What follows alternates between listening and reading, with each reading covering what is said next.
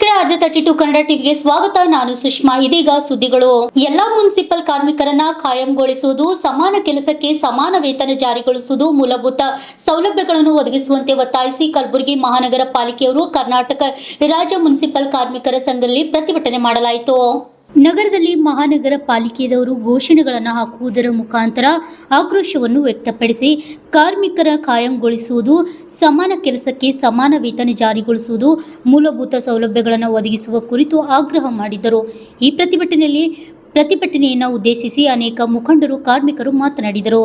ಈ ಪ್ರತಿಭಟನೆಯಲ್ಲಿ ಕೆ. ನೀಲಾ, ಶಾಂತಾ, ಗಂಟಿ, ಲೋಹಿತ್ ಸೇರಿದಂತೆ ಅನೇಕರು ಹಾಜರಿದ್ದರು.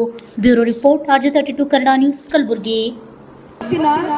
ಈ ಹೋರಾಟಕ್ಕೆ ಆಗಮಿಸಿದಂತ ಅನೇಕ ಜನ ಸಂಗಾತಿಗಳು ನಿಮ್ಗ ಬೆಂಬಲಿಸಿ, ಈ ಹೋರಾಟವನ್ನ ಬೆಂಬಲಿಸಿ ಪೌರ ಕಾರ್ಮಿಕರು ನೀವು ಒಟ್ಟಿಗೆ ಅಲ್ಲ, ನೀವು ಕಾರ್ಮಿಕರ ಜೊತೆ ಕೆಲಸ ಮಾಡ್ತಕ್ಕಂಥ ಸರ್ಕಾರಕ್ಕೆ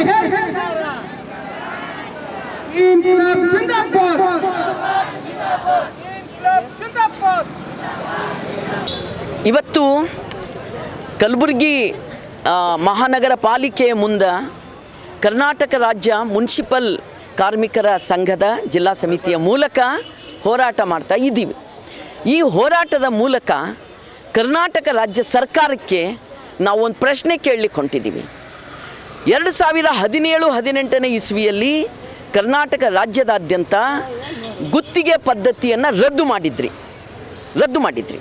ಅಲ್ಲಿಂದ ಇಲ್ಲಿವರೆಗೆ ಎಷ್ಟು ಜನ ಇಲ್ಲಿ MLAಗಳಾಗಿ ಹೋದರು, ಎಷ್ಟು ಜನ ಮಿನಿಸ್ಟ್ರುಗಳಾಗಿ ಹೋದರು, ಎಷ್ಟು ಜನ ದೊಡ್ಡ ಮಾತಾಡಿದ್ರು.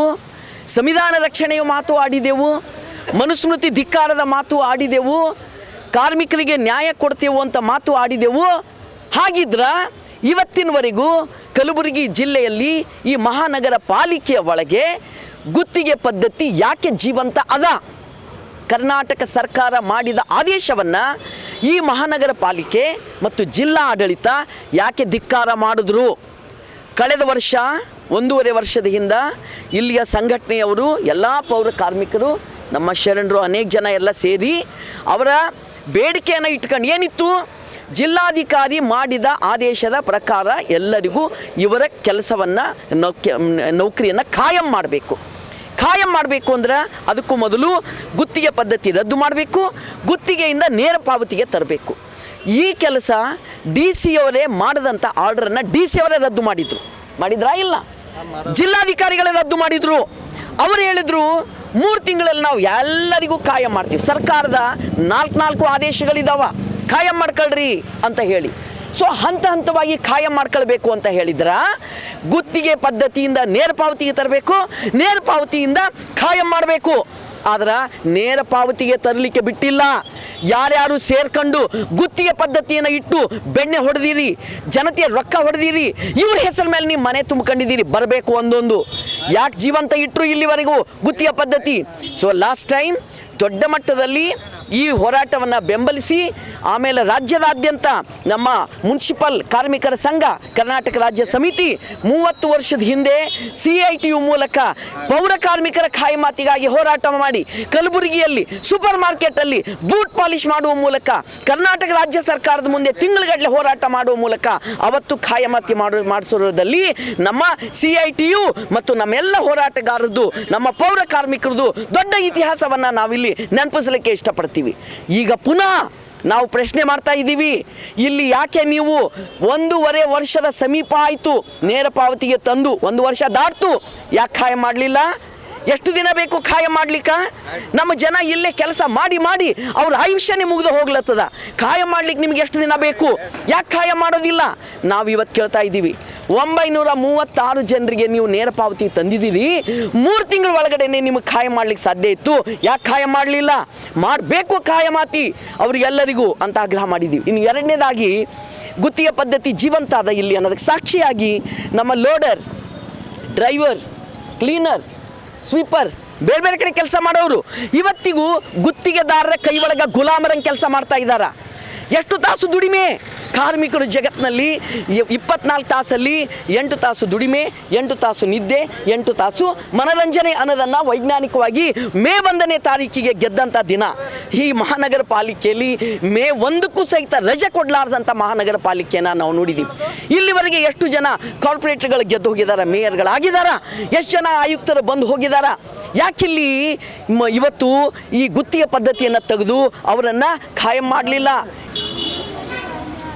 ಇವತ್ತು ಕರ್ನಾಟಕ ರಾಜ್ಯ ಮುನ್ಸಿಪಲ್ ನೌಕರರ ಸಂಘದ ವತಿಯಿಂದ ಪ್ರಮುಖವಾದಂಥ 2 ಬೇಡಿಕೆಗಳು. ಡ್ರೈವರ್, ಲೋಡರ್, ಕ್ಲೀನರ್ಗಳನ್ನು ಗುತ್ತಿಗೆ ಪದ್ಧತಿ ರದ್ದುಪಡಿಸಿ ಅವರನ್ನು ಖಾಯಮಾತಿ ಮಾಡಬೇಕು. ಈಗಾಗಲೇ ನೇರ ಪಾವತಿ ಅಡಿಯಲ್ಲಿ ಬಂದಿರುವಂಥ 936 ಜನ ಪೌರ ಕಾರ್ಮಿಕರನ್ನು ಕೂಡಲೇ ಖಾಯಮಾತಿ ಮಾಡಬೇಕು ಅನ್ನುವಂಥ ಪ್ರಮುಖ ಉದ್ದೇಶ. ಅದರಿಂದ ಸರ್ಕಾರ ಏನು ನಮಗೇನು ಜವಾಬ್ದಾರಿ ಕೊಟ್ಟಿದೆ ಕೆಲಸ ಮಾಡ್ತಿರುವಂಥ ಕಾರ್ಮಿಕರಿಗೆ ಅಧಿಕಾರಿಗಳಿಂದ ಕಿರುಕುಳವನ್ನು ತಪ್ಪಿಸ್ಬೇಕು. ಭಾಳ ಕಿರುಕುಳ. ಎಷ್ಟು ಕಿರುಕುಳ ಅಂತಂದರೆ ಬೆಳಗ್ಗೆ 5 ಗಂಟೆ ಬಂದು ಸಾಯಂಕಾಲ 7-8 ಗಂಟೆಗೆ ಮನೆಗೆ ನೋಡ್ರಿ. ನಾವು ಕಪ್ಪನೂರದಿಂದ ಕೋಟ್ನೂರವರೆಗೆ ಕಸ ಗುಡಿಸ್ತೀವಿ, ನಾಲಿ ತೆಗಿತೀವಿ, ಎಲ್ಲ ಮಾಡ್ತೀವಿ. ಸಣ್ಣ ಸಿರ್ಸಿಗೆ ಮಡ್ಡಿ ಹೈಕೋರ್ಟ್ಲಿಂದ ಬುದ್ಧ ವಿಹಾರ ತನಕ ನಾವು ಕೆಲಸ ಮಾಡ್ತೇವೆ. ಎಷ್ಟು ಜನರು ಇರೋದು? 936 ಜನ. 936 ಜನ ಲೆಕ್ಕ ಹಾಕ್ಕೊಳ್ರಿ, ಸರೌಂಡಿಂಗ್ ಏರಿಯಾ ಎಷ್ಟಾಯಿತು. ಇಲ್ಲಿ ಕೆಲಸ ತಗೊಳ್ಳುವಂಥ ಅಧಿಕಾರಿಗಳಿಗೆ ಸ್ವಲ್ಪ ಆದರೂ ಇದು ಬೇಕು. ಇವರು ಹಾಲು ಬರೋರಿಗೆ ಹಿಡ್ತಾ ಇಲ್ಲ, ರಕ್ತ ಬರೋರಿಗೆ ಹಿಡ್ತಾ ಇದ್ದಾರೆ ಇವರು ಕಾರ್ಮಿಕರಿಗೆ. ಆದರೆ ಕಾರ್ಮಿಕರನ್ನು ಶೋಷಣೆ ಮಾಡುವಂಥ ಅಧಿಕಾರಿಗಳಿಗೆ ನಾವು ಈ ವೇದಿಕೆ ಮೂಲ ಎಚ್ಚರಿಕೆ ಕೊಡ್ತೀವಿ. ಅದರ ಆ ಕಾರ್ಮಿಕರದ್ದು ಪೇಷನ್ಸ್ ನೋಡಿರಿ, ಅವ್ರದ್ದು ಪರಿಸ್ಥಿತಿ ನೋಡಿರಿ, ಅವ್ದು ಯಾವುದೂ ನಿಮ್ಮ ಗಮನಕ್ಕೆ ಬರಲ್ಲ. ಆಗಿಲ್ಲ ಅಂತ ಒತ್ತಡ ಮಾಡೋದಕ್ಕತ್ತೀರಿ. ಹೀಗಾಗಿ ಎಷ್ಟೋ ಜನ ಮಾನಸಿಕವಾಗಿ ಹಿಂಸೆ ಆಗ್ಯಾರ. ನೀವು ನಾಳೆ ಡಬಲ್ ಪಗಾರ ಕೊಡ್ತೀರಿ ಅಂತ ನೀವು ಅನ್ಬೋದು. ಡಬಲ್ 20 ಲಕ್ಷ ಕೊಟ್ಟರು ಆ ಮನುಷ್ಯ ಉಳಿಯಂಗಿಲ್ಲ. ಹಾಗಾಗಿ ಕೆಲಸದ ಒತ್ತಡವನ್ನು ಕಾರ್ಮಿಕರಿಗೆ ಕಡಿಮೆ ಮಾಡಬೇಕು. ಪ್ರಮುಖವಾದಂಥ ಪೌರ ಕಾರ್ಮಿಕರಿಗೆ ನೇಮಕಾತಿ ಮಾಡಿಕೊಳ್ಳಬೇಕು. ಡ್ರೈವರ್, ಲೋಡರ್ ಇವರಿಗೆ ಗುತ್ತಿಗೆ ಪದ್ಧತಿಯನ್ನು ರದ್ದು ಮಾಡಿ ನೇರ ಪಾವತಿ ಅಡಿ ತರಬೇಕು ಅನ್ನುವಂಥ ವಿನಂತಿ ನಮ್ಮದಾಗಿದೆ.